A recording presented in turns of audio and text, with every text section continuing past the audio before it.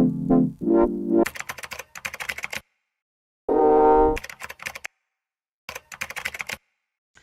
afternoon, my name is Liz Castro. This is week 3 of Explaining Catalonia, trying to give you an idea for foreign friends of Catalonia, just what's been going on with this trial in the Spanish court. This week on Tuesday, Jordi Cuixart gave his testimony. He insisted that he is a political prisoner.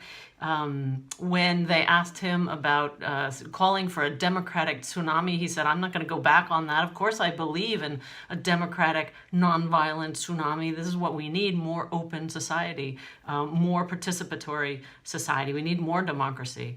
He said his priority was no longer to get out of jail, but to defend these fundamental human rights. Since he's accused of using this demonstration to thwart the efforts of the Spanish government to raid the Catalan Ministry of Economy, he said that actually the demonstration was called by a newspaper, El Mundo. He was offended when the prosecutor asked him if he had foreseen violence. And in fact, he said, he was trying to make sure that there wasn't any violence, and he was personally offended by that question.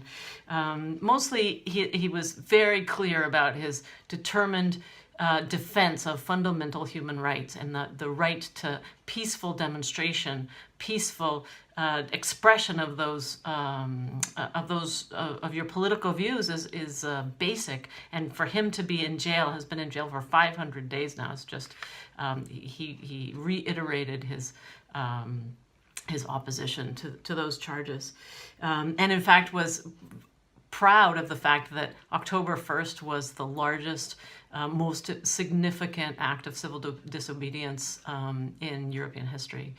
Later in the week, we heard from the president of Spain, Mariano Rajoy, and the vice president during the October 1st referendum, Soraya Sáenz de Santamaría. Both of them were very vague in their answering. They couldn't remember things. They couldn't remember if Soraya was saying that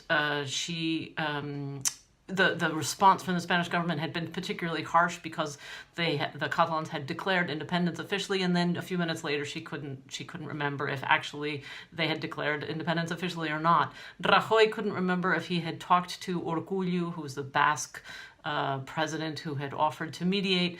Meanwhile, Urkullu gave testimony that said that it was very clear to him that the Catalan president had insisted on trying to find some way of negotiating with the Spanish government, and Rajoy gave Urkullu no kind of idea. It didn't give him any feeling that he was interested in negotiating or finding any kind of a political solution. And that's where we are in week 3. Thanks.